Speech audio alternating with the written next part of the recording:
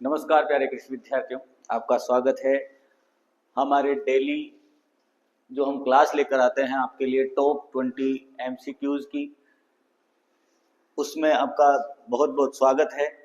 हम यहाँ पर कंप्लीट एग्रीकल्चर को कवर करने के लिए ये क्लास रेगुलर लेकर आते हैं। तो आज हमारी क्लास है क्लास नंबर 7, जहाँ आज हम वापस से 20 क्वेश्चन सोल्व करेंगे।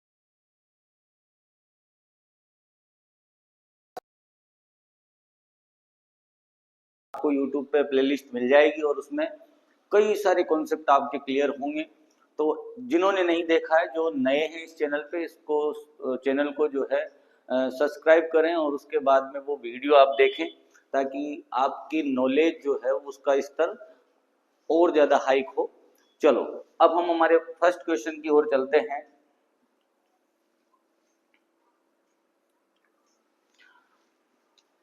देखो पहला क्वेश्चन है, प्रत्यक्ष व अप्रत्यक्ष भूमि पर पानी का मुख्य स्रोत है।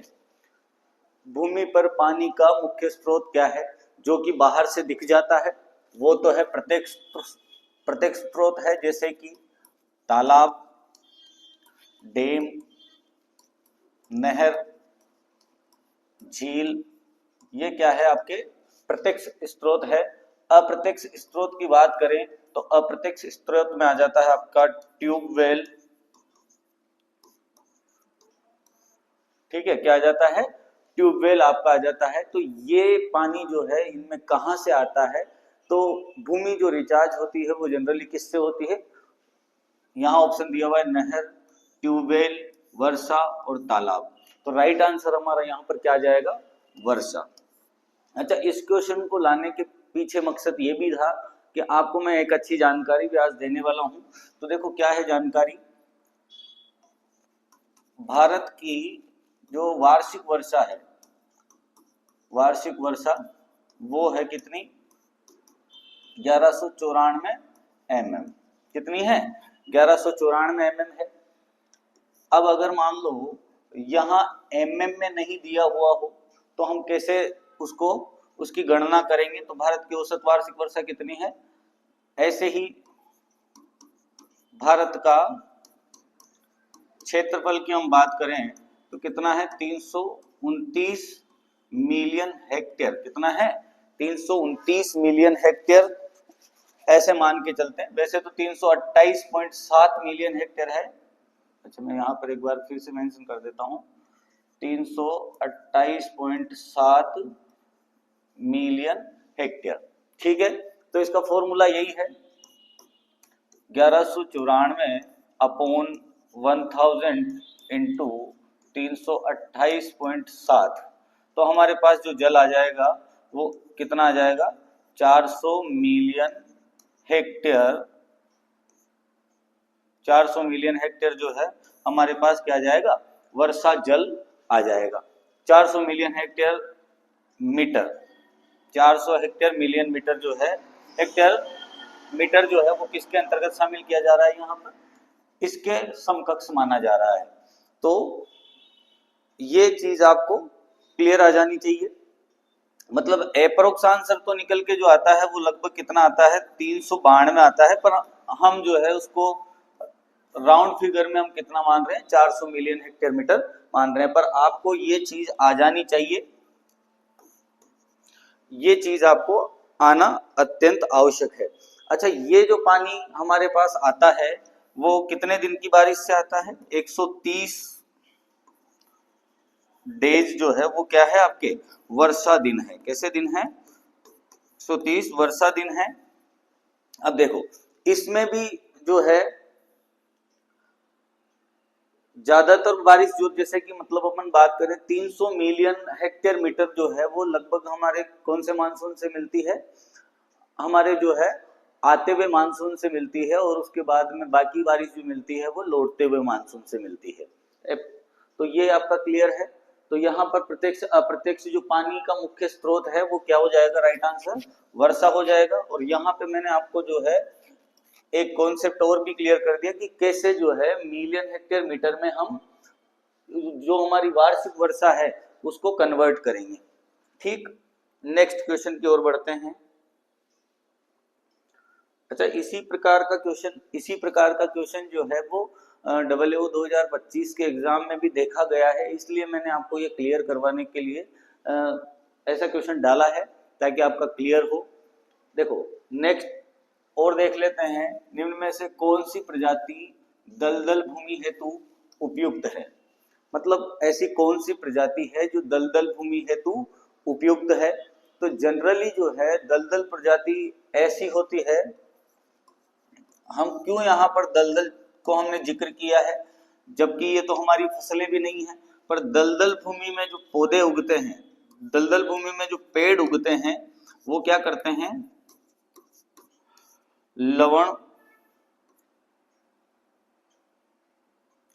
लवणों की मात्रा कम करते हैं। जो दलदल भरा होता है, जहां पर पानी की भरे रहने की शिकायत आती है, तो देखो कौन कौन से पौधे हैं। एक तो दिया हुआ है सेलिक्स, जिसको कि हम विलो प्लांट कहते हैं। क्या कहते हैं? विलो प्लांट जो है वो जनरली ऐसे क्षेत्रों में पाए जाते हैं जहां पर नमी बहुत ज्यादा होती है। उसके बाद में बात करते हैं अकेसिया। अकेसिया बबूल वर्ग का पौधा है। कौन से वर्ग का पौधा है? बबूल वर्ग का पौधा है। प्रोसोपिस मतलब खेजड़ी। और उसके बाद में आ जाता है लेबेक पौधा। ये तीनों पौधे जो हैं वो कैसे हैं? शुष्क क्षेत्र के पौधे हैं। कौन से क्षेत्र के पौधे हैं? शुष्क क्षेत्र के पौधे हैं। तो आर्द्र क्षेत्र का पौधा कौन सा आ जाएगा? आपके विलो। तो यहाँ पर राइट आंसर हमारा क्या आ जाएगा?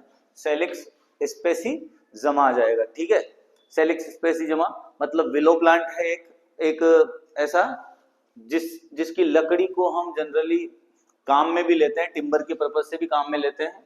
और मैंने बता दिया अपने यहाँ पर जो है एक और प्लांट होता है इसी के वर्ग में, यूकेलिप्टस, जिसको हम कहते हैं यूकेलिप्टस मतलब सफेदा, जिसको कहते हैं हम क्या कहते हैं? सफेदा। तो जनरली हमें ये कहाँ पे देखने को मिलते हैं? नहरों के आसपास इनको ज्यादा उगाया जाता है। नहरों के आसपास इनको ज्यादा उगाया जाता है ताकि साल्ट की जो प्रॉब्लम है वो कम से कम देखने को मिले, या साल्ट जो है उनको ज्यादा से ज्यादा ये अवशोषित कर ले। क्लियर? नेक्स्ट क्वेश्चन की ओर बढ़ते हैं। नेक्स्ट क्वेश्चन हमारे पास है क्वेश्चन नंबर 3। खरपतवार बीज जो कि सरसों के बीज जैसे होते हैं, ऐसे खरपतवार के बीज जो सरसों के बीज जैसे होते हैं, तो अगर बीज से अगर मान लो समानता रखते हैं तो उसे हम क्या कहते हैं? Seed mimicry. क्या कहते हैं? सीड मिमिक्री कह देते हैं। और सीड मिमिक्री मतलब बीज नकलता। बीज नकलता। और एक और चीज मैं बता देता हूं आपको, ये दो ही खरपतवारों में पाई जाती है। एक तो पाई जाती है जई में मतलब जंगली जई में, और दूसरी पाई जाती है सत्यानाशी में। किसमें पाई जाएगी?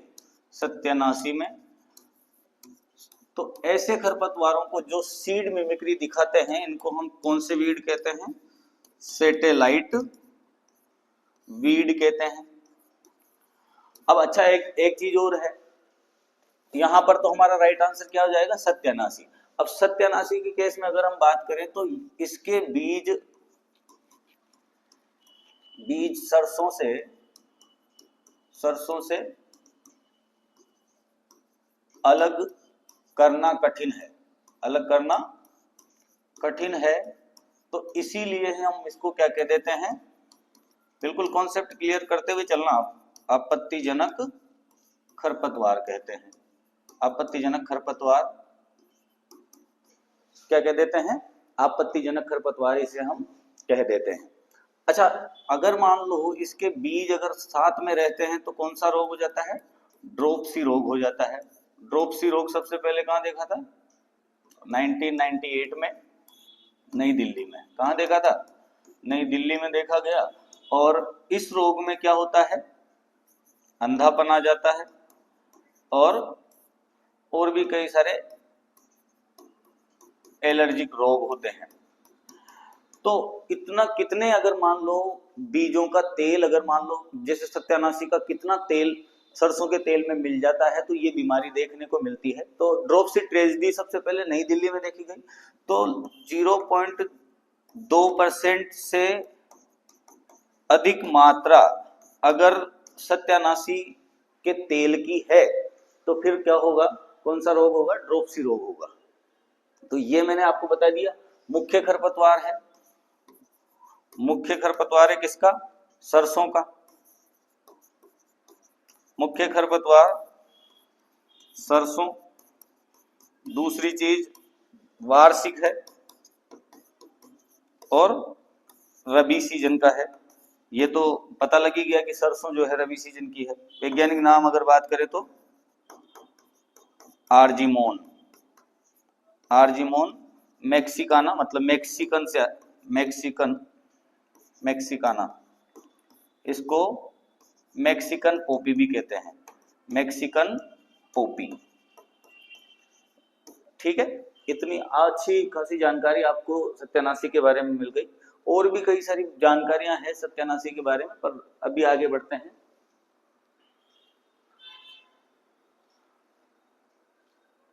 देखो अगली चीज है, छोटे थन वाले पशु का दूध निकालने के लिए कौन सी विधि उपयुक्त है। छोटे थन वाले जो पशु होते हैं, जैसे कि जो कम दूध देने वाले पशु हैं, उनके लिए सबसे अच्छी विधि कौन सी है दूध निकालने की। तो यहां पर देखो ऑप्शन क्या क्या दिए हुए हैं।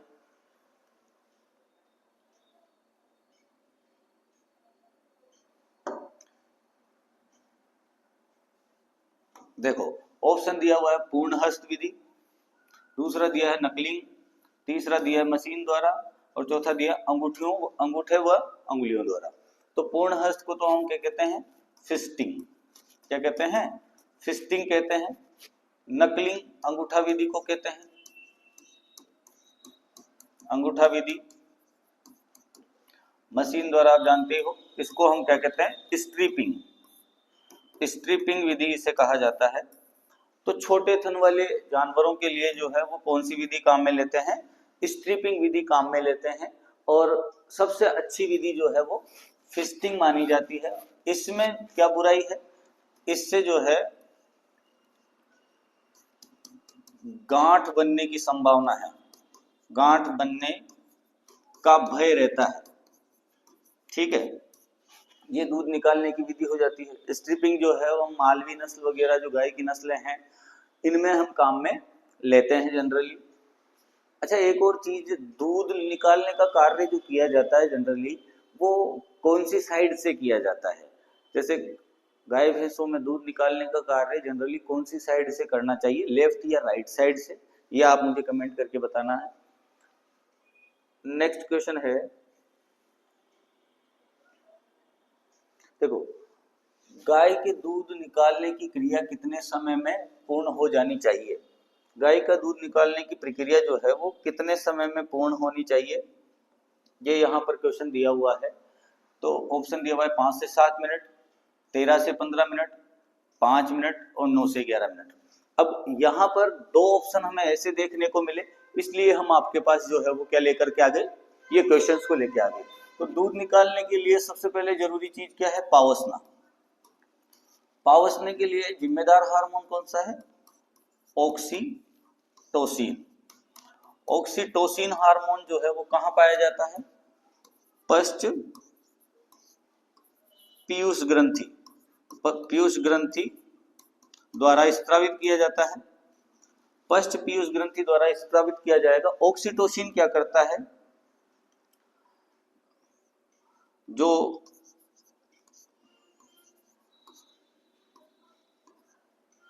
दूध की वेन्स है, मतलब नसें जो है, यह वाहिनियां जो है, दूध वाहिनियां जो है, उनमें दबाव उत्पन्न करता है। क्या उत्पन्न करता है, दबाव उत्पन्न करता है। अच्छा ये जो है ऑक्सीटोसिन ब्लड में कितनी देर के लिए रहता है, 1 मिनट के लिए, 1 मिनट के लिए रहता है। तो ये दोबारा से वापस जो है नसों में दबाव उत्पन्न नहीं कर सकता, या दोबारा से सीक्रेट नहीं किया जा सकता। जैसे ही ये सीक्रेट होता है, जैसे ही ये सक्रिय होता है, उसके बाद में ये जो है 1 मिनट के अंदर ब्लड वेन से, खून से वापस से विड्रॉल हो जाता है। और उसके बाद में वापस दोबारा अगर मान लो इसको विड्रॉल करना हो, तो इसमें जो है समय लगता है, कम से भी कम जो है वो 5 से 7 मिनट का। इसलिए दूध निकालने का कार्य जो किया जाना चाहिए वो कितने टाइम में कर लिया जाना चाहिए? 5 से 7 मिनट में कर लिया जाना चाहिए। अदरवाइज जो है वापस से कौन सा हार्मोन सीक्रेट हो जाता है? एड्रेनलिन हार्मोन सीक्रेट हो जाता है, और उसके बाद में दूध वापस उसके जो नसें हैं या जो वहां की जो कोशिकाएं हैं उनमें दबाव वापस से कम हो जाता है, और वो स्लथ हो जाती है, कोशिकाएं ऐसी हो जाती है, स्फीति उनकी खत्म हो जाती है। चलो ये आपको आ गया होगा। राइट आंसर इसका ये है 5 to 7। नेक्स्ट क्वेश्चन है, गाय का शुष्क काल कम से कम कितना होना चाहिए? अच्छा, शुष्क काल की बात हम जनरली किस में करते हैं? गाय में ही करते हैं। भैंस में आपने देखा भी नहीं होगा ना पढ़ा होगा। तो गाय में इसलिए करते हैं कि गाय जो होती है वो कम भार वाले पशु है, कम भार वाले दुधारू पशु होते हैं। और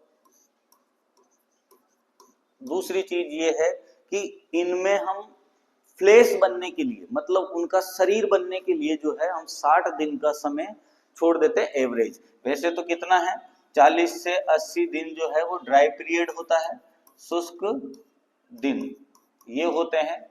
पर हम दोनों का एवरेज अगर हम निकालें तो कितना आ जाएगा हमारे पास? 60 यहाँ पर एवरेज आ जाएगा। तो पशुओं में या गायों में, भैंसों में जो है वो फ्लेश बने या मतलब उनका शरीर बने, इसके लिए हमें ड्राई पीरियड रखना पड़ता है 60 दिन का। नेक्स्ट क्वेश्चन की ओर बढ़ते हैं। क्वेश्चन नंबर 7,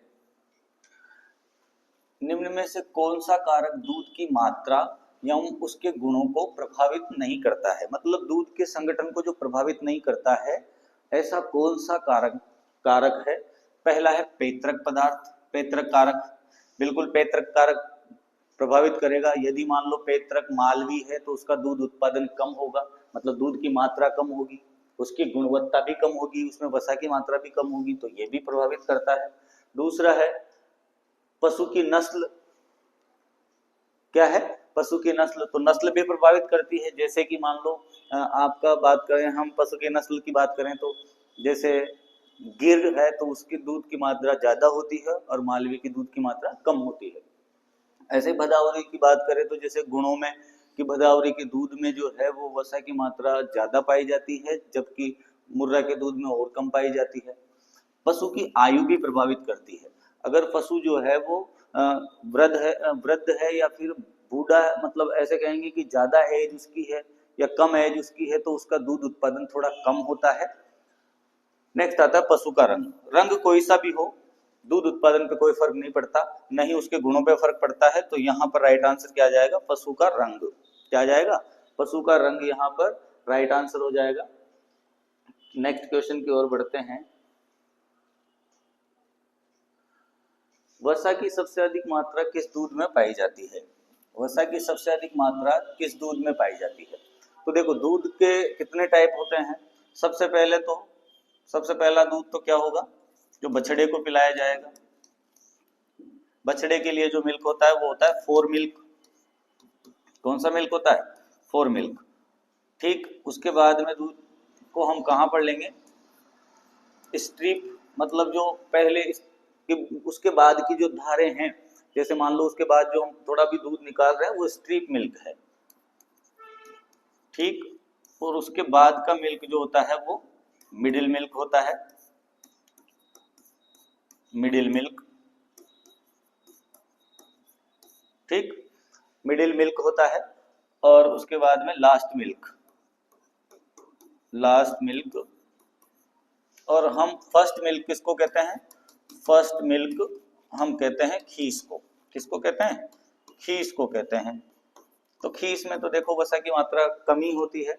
इसने क्या पूछा है? अधिक होना चाहिए। क्या पूछा है? अधिक। इसमें प्रोटीन ज्यादा होती है। फोर मिल्क में भी जो है वसा कम होती है, क्योंकि बछड़ों का आसानी से पाचन हो जाए वसा, इसलिए फोर मिल्क में वसा कम रहती है। उसके बाद में स्ट्रिप मिल्क में थोड़ी इससे ज्यादा रहेगी, और उसके बाद में सबसे ज्यादा जो वसा होती है वो मिडिल मिल्क में होती है। किसमें होती है? मिडिल मिल्क में सबसे ज्यादा वसा होती है, जो हम दूध निकालते हैं तो बीच में जो दूध निकालते हैं उसमें सबसे ज्यादा वसा होगी। मतलब दूध निकालने के जैसे मान लो कि 2 मिनट 3 मिनट हो गए, तब वो जो है उस दूध में वसा की मात्रा ज्यादा होती है। लास्ट वाले में कम होती है दूध वसा की मात्रा। नेक्स्ट बात करते हैं, अगले क्वेश्चन की ओर चलते हैं।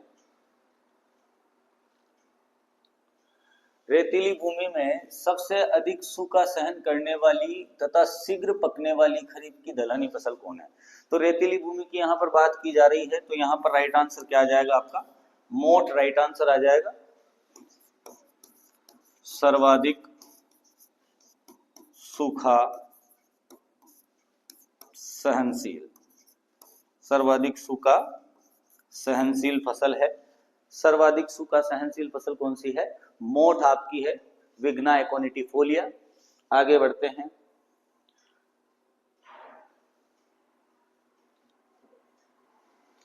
मूंगफली के दानों को क्या कहते हैं? कर्नेल, क्योंकि उनके ऊपर एक छिलका होता है, फिर उसके बाद में दाल होती है, इसलिए ऐसे सीड को हम क्या कहते हैं? कर्नेल सीड कहते हैं। क्या कहते हैं? कर्नेल कहते हैं। का प्रतिशत अनुपात कितना होगा? दाने कितने निकलेंगे? जैसे मान लो कि 100 किलोग्राम आपके पास क्या है? पोड्स है, मूंगफली है, मूंगफली, तो इससे बीज कितना निकलेगा? कितना निकलेगा ये चीज हम पूछना चाह रहे हैं। तो इसको हम क्या कहते हैं? Selling percentage. क्या कहते हैं? सेलिंग। सेलिंग कितनी होती है? तो सेलिंग जो होती है वो कितनी परसेंट होती है? 70% सेलिंग होती है। ये राइट आंसर हमारा हो जाएगा 70% सेलिंग। तो यहां पर ऐसा भी क्वेश्चन पूछा जाता है कि जैसे 100 किलो मूंगफली से, किससे? मूंगफली से तेल कितना प्राप्त होगा? तो इसीलिए कितना दिया जाता है? 45%। तो 45% जो है वो मूंगफली से नहीं होगा, ये किससे होगा? 45% बीजों द्वारा, बीजों द्वारा होगा। और अगर हम बात करें तो 70 से अगर 45, 70 का 45 निकालेंगे तो लगभग हमारे पास जो आंसर आएगा वो 31-32 के समथिंग आंसर आएगा। 31-32 किलो तेल निकलता है। अगर मान लो 100 किलो मूंगफली से हम तेल निकलवाते हैं, 100 किलो मूंगफली के दानों से तो 45 किलो निकलेगा ही, पर सेलिंग परसेंटेज कितना है उसका? 70% है, इसलिए लगभग 31-32 के आसपास तेल देखने को मिलेगा। तो ये समझ में आ गया होगा सेलिंग परसेंटेज क्या होता है। नेक्स्ट क्वेश्चन की ओर बढ़ते हैं। धान में औसत हलिंग प्रतिशत। हलिंग क्या होता है? धान से चावल प्राप्त करना, चावल प्राप्त करना, धान से चावल प्राप्त करना, उसको हलिंग परसेंट कहते हैं। और हलिंग जो की जाती है उसके लिए जो यंत्र काम में लिया जाता है उसको हम क्या कहते हैं? डी हस्कर, डी हस्कर यंत्र कहते हैं। और जो इससे छिलका निकलता है, दो चीजें निकलेगी, एक तो चावल निकल गया और एक निकल गया छिलका। तो जो छिलका निकला है उस छिलके में क्या क्या चीजें होती है? उस छिलके में जो है मिनरल पाए जाते हैं। क्या पाए जाते हैं? मिनरल पाए जाते हैं। कितने परसेंट मिनरल पाए जाते हैं उस छिलके में? कुल धान के 20% मिनरल जो पाए जाते हैं वो उसमें पाए जाते हैं। और इन 20% में भी सबसे ज्यादा 90% जो होती है वो क्या होती है? सिलिका होती है। इसीलिए इससे क्या बनाया जाता है? इस छिलके से क्या बनाया जाएगा? Silica gel. क्या बनाया जाता है? सिलिका जेल बनाया जाता है। और ईंधन बनाया जाएगा। और क्या बनाया जाता है? ईंधन बनाया जाता है। तो ये चीजें इनसे बनाई जाती है। तो कितना होता है परसेंटेज कैसे निकालते हैं? जैसे कुल धान और कुल चावल, कुल धान और उससे निकले हुए कुल चावल इंटू 100 कर देते हैं अपन। तो जैसे हमने मान लो कि 100 किलो धान लिया है। कितना लिया है? 100 किलो धान लिया है। तो उससे लगभग हमारे पास चावल जो प्राप्त होते हैं वो कितने होते हैं? 65 किलो प्राप्त होते हैं। तो परसेंटेज निकालने के बाद में कितना परसेंटेज आ गया अपने पास? 65%। ठीक है। तो टोटल जो अपने पास आंसर आ रहा है यहाँ क्या आ जाएगा कि 100 किलो धान से कितना चावल निकलता है? 65 से 66 किलो चावल निकलता है। मतलब कि जो धान का 2/3 क्या निकलता है? 2/3 भाग जो है, 2/3 भाग चावल निकलता है और 1/3 भाग जो है वो क्या निकलता है? भूसा। क्या निकलता है? भूसा निकलता है, जो कि चारकोल मतलब कोयला बनाने में भी काम आता है। क्या बनाने में काम आता है? कोयला बनाने में भी काम आता है। तो हलिंग मतलब क्या होता है? धान से चावल प्राप्त करना या छिलका हटाना, धान का छिलका हटाना। नेक्स्ट क्वेश्चन की ओर बढ़ते हैं। क्वेश्चन नंबर 12, स्ट्राइगा की जातियां हैं। स्ट्राइगा क्या है? खरपतवार। कैसा खरपतवार है? परजीवी। परजीवी है, इसलिए इसे हम क्या कह रहे हैं? अच्छा, इसके पास कोई विकल्प नहीं है, दूसरे पौधे पर रहे बिना ये रह ही नहीं सकता, अविकल्पी है। और दूसरा ये क्या है? वार्षिक है। कैसा है? वार्षिक। और चौड़ी पत्ती वाला भी है, चौड़ी पत्ती युक्त। अब हमें देखना है कि परजीवी है तो कैसा परजीवी है। ऑप्शन दिया हुआ है आंशिक जड़ परजीवी, पूर्णतः जड़ परजीवी, पूर्णतः तना परजीवी और आंशिक तना परजीवी। तो मैं यहां से क्लियर करते हुए चलता हूं। यहां आ जाएगा आपका लोरेंथस, जो कि आंशिक तना परजीवी होता है। मतलब कुछ भाग भोजन का खुद बनाता है और कुछ भाग जो है पौधे से प्राप्त करता है। तो लोरेंथस किसमें? मैंगो में। मैंगो में पाया जाता है, आम में, आम में और चाय में देखने को मिलता है जनरली। दूसरा है पूर्णतः तना परजीवी। तो पूर्णतः तना परजीवी कौन सा है? अमरबेल। अमरबेल है। अमरबेल जो है हमें कई सारी फसलों में देखने को मिल जाती है। अमरबेल ज्यादातर फसलों में हमें देखने को मिलेगी। हमें तंबाकू में देखने को मिल जाती है जनरली, जैसे तंबाकू में और सोलेनेसी में। सोलेनेसी कुल की जो फसलें हैं उनमें देखने को मिलती है। अच्छा, इसमें पत्तियां नहीं होती, ये केवल धागा ही है। क्या है ये? धागा। उसके बाद में हम बात करें पूर्णतः जड़ परजीवी, तो इसमें क्या आ जाता है? ओरोबंकी। ओरोबंकी को आज्ञा भी कहते हैं। क्या कहते हैं? आज्ञा। पुष्प खरपतवार है ये। कैसा है? पुष्प खरपतवार। अच्छा, अमरबेल जो है वो किसमें देखने को भी मिलती है हमें? रिजका। रिजका में भी देखने को मिलता है। किसमें देखने को मिलता है? रिजका में भी हमें देखने को मिलता है। और जनरली जैसे हम डिवाइडर पे पौधे लगाते हैं तो उन पे लग जाता है। ये ऐसा नहीं है कि पर्टिकुलर पौधे पे ही लगेगा, ये किसी भी पौधे के साथ अगर मतलब पास में अगर इसका बीज पड़ा हुआ है तो वहीं से पोषण प्राप्त कर लेता है, तने से पोषण प्राप्त करता है। उसके बाद में ये पुष्प खरपतवार हो गया, जो कि किसमें ये देखने को मिलता है? हमें सरसों में। किसमें देखने को मिलता है? सरसों में देखने को मिलता है। और उसके बाद में आंशिक, अब अपना आंसर क्या है? स्ट्राइगा। क्या है? स्ट्राइगा अपना आंसर हो जाएगा यहाँ पर कि आंशिक जड़ परजीवी है। कैसा है? आंशिक जड़ परजीवी, जो कि किसके ऊपर रहता है? ज्वार, गन्ना, बाजरा आदि। ज्वार, गन्ना, बाजरा आदि के ऊपर रहता है।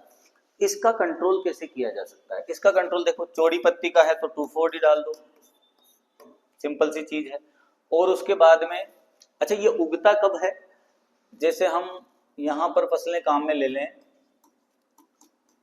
तंबाकू, कपास, ऐसी फसलें जो है कौन सा केमिकल स्रावित करती है? स्ट्राइगोल। स्ट्राइगोल केमिकल स्रावित करती है, जो अंकुरण हेतु, स्ट्राइगा के अंकुरण हेतु आवश्यक है। पर वो रह कहां सकता है?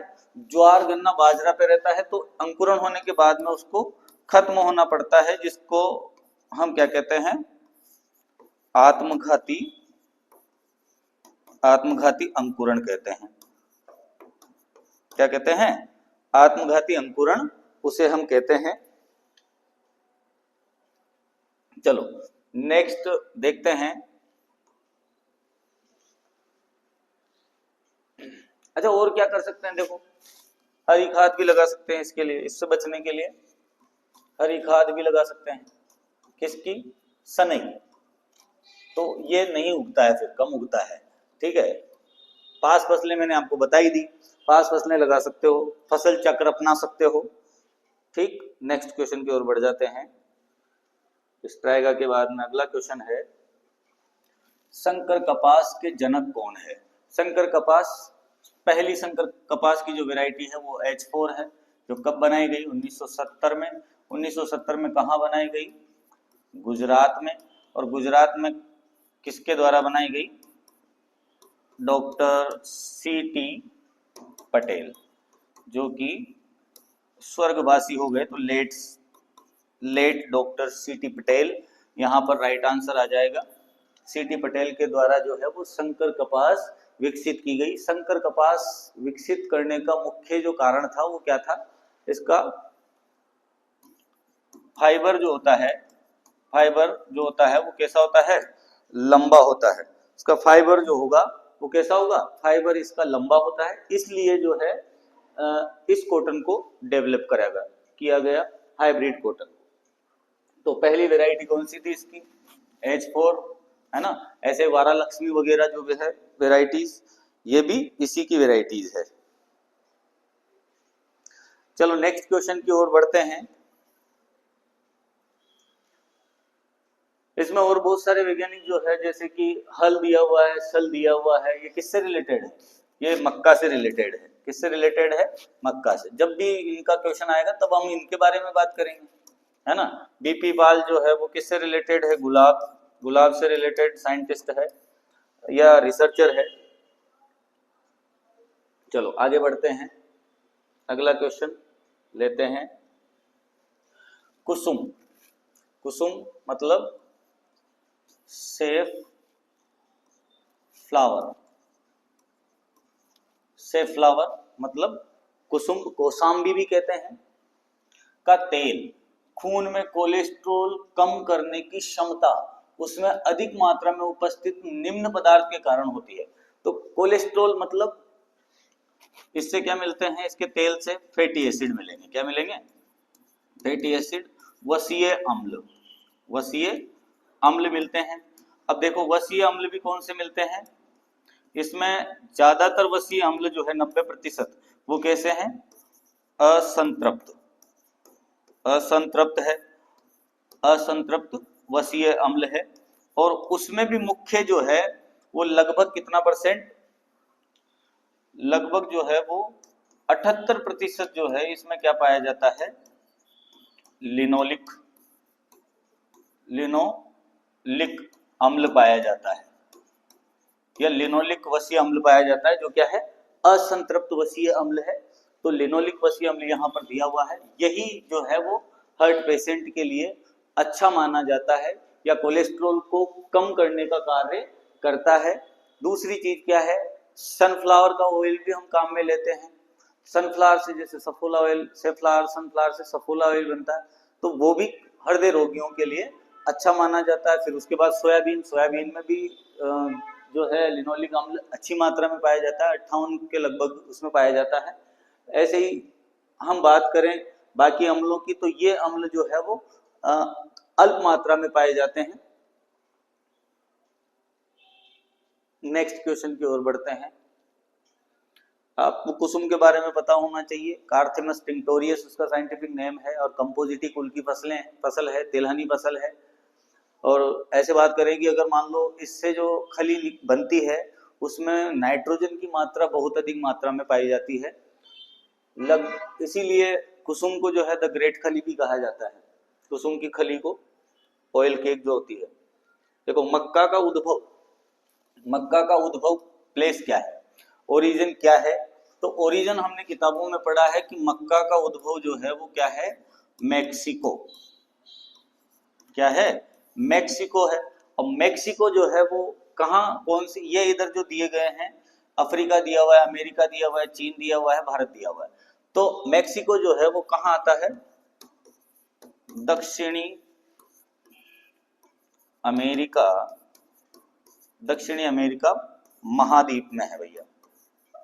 ये देश कौन से महाद्वीप में है? दक्षिणी अमेरिका महाद्वीप में, या ओवरऑल इसने दे दिया, तो राइट आंसर हमारा क्या हो जाएगा? अमेरिका राइट आंसर हो जाएगा। नेक्स्ट क्वेश्चन की ओर बढ़ते हैं। अरहर की एकल फसल मतलब मेन क्रॉप, मुख्य फसल। अरहर की एकल फसल के लिए प्रति हेक्टेयर बीज की मात्रा काम में ली जाती है। तो मुख्य फसल के लिए जो बीज की मात्रा काम में लेते हैं वो 10 से 12 किलोग्राम प्रति हेक्टेयर काम में लेते हैं।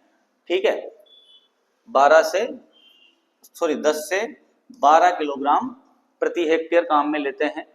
तो राइट आंसर हमारा यहाँ पर क्या आ जाएगा? मुख्य फसल के लिए 10 से 12 किलोग्राम प्रति हेक्टेयर काम में ली जाती है।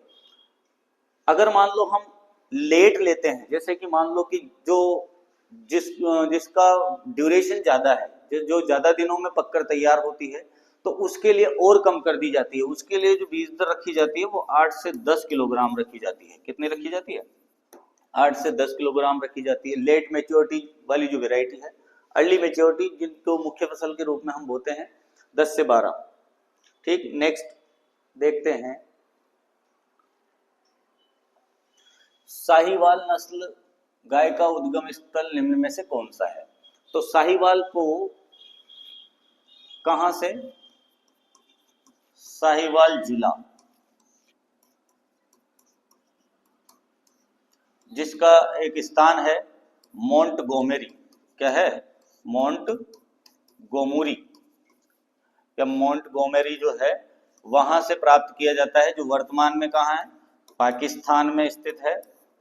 वहां से तत्कालीन समय में जो है पाकिस्तान भारत का ही हिस्सा था, तो उसे IRI में भी लाया गया और साहीवाल को जो है 1932 में जो है वो विकसित किया गया।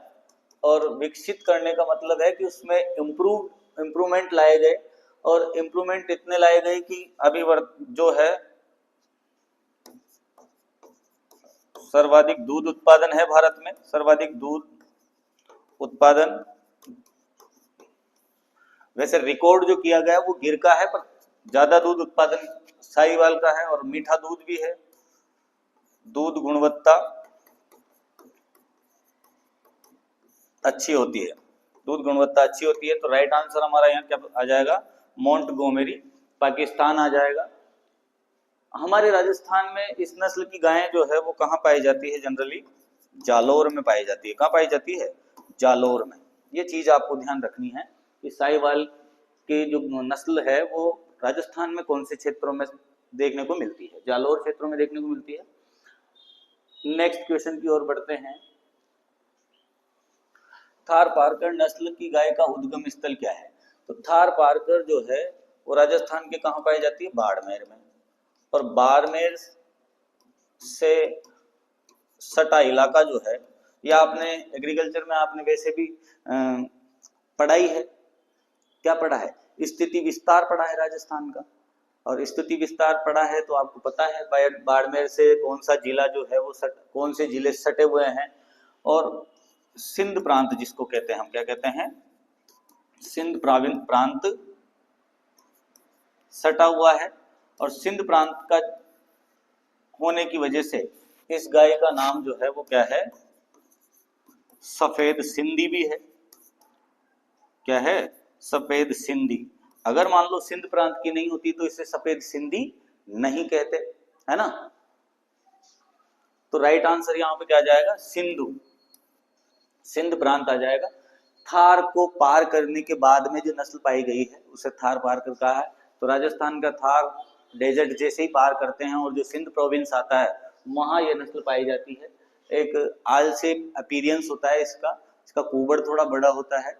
ठीक है, और एक और चीज मैं आपको बता दूं, बेस्ट ड्यूअल पर्पज ब्रीड है। और मतलब प्रयोजनी दूध और जो है बोझा ढोलने के लिए ये पाली जाती है। नेक्स्ट क्वेश्चन की ओर बढ़ते हैं। मुर्रा भैंस व सूरती भैंस के संयोग से विकसित भैंस की नस्ल कौन सी है? मुर्रा और सूरती। मुर्रा जो है कहाँ की नस्ल है? पंजाब दिल्ली। और सूरती जो है वो कहाँ की है? गुजरात की नस्ल है। इसके सींग जो होते हैं वो दराती जैसे होते हैं और इसके सींग जो होते हैं वो टाइटली कर्व होते हैं, मतलब जलेबी जैसे होते हैं। तो यहाँ पर जो है दोनों का मिक्सर आने के बाद में हम ये कह सकते हैं कम मुड़े हुए, मतलब ऐसे कह सकते हैं लूजली कर्व्ड। यहाँ पर तो क्या है? टाइटली कर्व है, यहाँ जो है वो लूज कर्व है। कैसा है? लूज कर्व देखने को मिलेगा। तो ये जो देखने को मिले हैं कि इन दोनों का मिश्रण जो देखने को मिला है प्राकृतिक रूप से, कृत्रिम रूप से नहीं है। ऐसा नहीं है कि मतलब इनका संकरण कराया गया है और फिर उसके बाद में वो ब्रीड बनी है। देखो कभी कभी क्या है, कोई सी ट्राइब जो है यहाँ से वहां गई और वहां के जो नस्ल के पशु थे उनके साथ जो है ऐसे ढले वो कि उसके बाद में जो नई ब्रीड बन के आई, जो मिक्स ब्रीड कह सकते हैं, उसको मिश्रण कहते हैं। क्या कहते हैं? मिश्रण। तो वो जो ब्रीड प्राप्त हुई हमें वो है मेहसाना। कौन सी ब्रीड प्राप्त हुई? मेहसाना है। मेहसाना ब्रीड कहाँ पाई जाती है? गुजरात में। गुजरात की ब्रीड है, उसका खुद का ओरिजिन मानते हैं हम कि उसका खुद का ओरिजिन है। अगर मान लो वो संकरण से प्राप्त होती तो किसी इंस्टीट्यूट की जिम्मेदारी हो जाती, पर क्या है वो मिश्रण है, इसलिए उसका हम पर्टिकुलर मेहसाना जिला पढ़ते हैं। मतलब मेहसाना में भी कौन सा भाग? वड़नगर वगैरह, वड़नगर तहसील वगैरह का जो भाग है वो इसमें आ जाता है। तो राइट आंसर हमारा यहाँ पर क्या आ जाएगा? मेहसाना आ जाएगा। क्या आ जाएगा? तो दोनों का मिश्रण पाया जाता है। ठीक है, नेक्स्ट और लास्ट क्वेश्चन है आज का हमारा। लास्ट क्वेश्चन क्या है? गरीब की गाय कौन से पशु को कहा जाता है? तो सिंपल सी चीज है, बकरी को कहा जाता है। और किसने कहा गरीब की गाय? महात्मा गांधी ने बकरी को जो है वो क्या कहा? गरीब की गाय कहा है। तो ये था आज का हमारा 20 क्वेश्चन का सेशन, जो कि आपको अगर अच्छा लगता है तो इस चैनल को जो है आप बूस्ट कर सकते हैं। इस चैनल को जो है आप फैला सकते हैं और अपने दोस्तों को भेज सकते हैं ताकि उनको भी इम्प्रूवमेंट देखने को मिले। हम कुछ क्वेश्चन ऐसे लेकर आते हैं जो आपके ज़्यादा से ज़्यादा कॉन्सेप्ट को अच्छा रखें। इस पर्पज से ये सोल्व करवाए जाते हैं क्वेश्चन, कि आपका कंफ्यूजन लेवल जो है वो, आपके पास ज्ञान की कमी नहीं है, ज्ञान आपके पास, नॉलेज जो है वो अधिक मात्रा में है। उस नॉलेज के आधार पर हम सॉल्यूशन किस प्रकार से करें, इस चीज़ की जानकारी यहाँ पर दी जाती है। इसी चीज़ के लिए उपज जो है वो जाना जाता है। तो आज के लिए इतना ही। धन्यवाद। Good night.